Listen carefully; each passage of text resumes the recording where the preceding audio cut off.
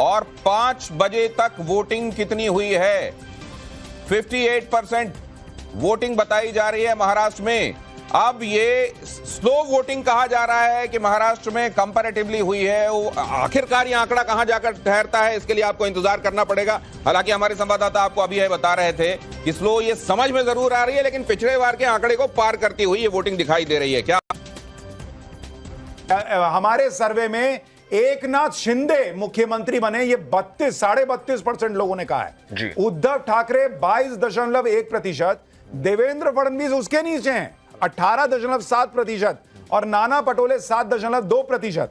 यानी अगर इन आंकड़ों के हिसाब से चले तो एकनाथ शिंदे फिर से सीएम पद पर वापसी कर सकते हैं।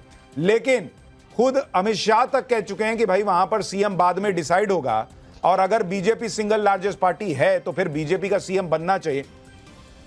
अब आपको दिखाते हैं कि किस पार्टी को कितनी सीट है महाराष्ट्र में, जरा वो तस्वीर देखिए।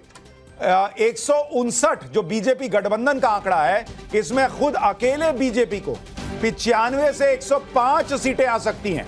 शिवसेना शिंदे गुट को 33 से 37 सीट आ सकती है, और अजीत पवार की जो पार्टी है वो कहां फिर जा रही है, आप समझ ही सकते हैं।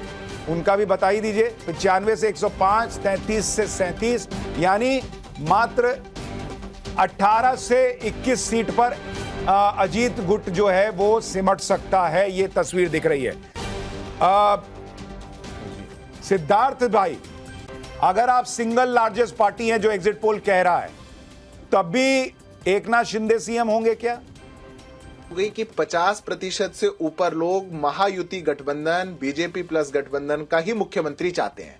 अगर 50% से ऊपर लोग ऐसा चाहते हैं तो कहीं ना कहीं जो आंकड़े आप सीटों के लिए कह रहे हैं वो भी बहुत अच्छे और उससे बेहतर ही होगा, क्योंकि 50% से ऊपर का ओपिनियन एक बहुत बड़ा होता है। पर मुख्यमंत्री को लेकर के हम लोग पहले ही अपनी स्थिति को बिल्कुल स्पष्ट कर चुके। हमारे तीनों गठबंधन के साथियों के शीर्ष नेता, भारतीय जनता पार्टी का पार्लियामेंट्री बोर्ड, ये बैठ करके तय करेगा कि हमारा मुख्यमंत्री कौन होगा। हम वैसे भी सुशांत जी, आप इतने लंबे समय से भाजपा को और राजनीति को कवर कर रहे हैं। भाजपा मुख्यमंत्री बनाने के लिए, किसी नेता को किसी पद पे बैठाने के लिए चुनाव नहीं लड़ती, हम विकास के लिए चुनाव लड़ते हैं। पोजीशन पे अगर आई है एनडीए के बारे में कि भाई वो लगभग 150 सीट आ रही, तो उसमें बहुत बड़ी भूमिका अगर किसी की रही तो वो एकनाथ शिंदे की। अगर आप 5-6 महीने पहले चले जाइए तो वहां पे एक निगेटिविटी था, पर कहीं ना कहीं जो जिस तरह से पार्टी टूटी, चाहे शिवसेना टूटी चाहे एनसीपी, इन दोनों में बीजेपी की भूमिका को लेकर वहां पर लोकल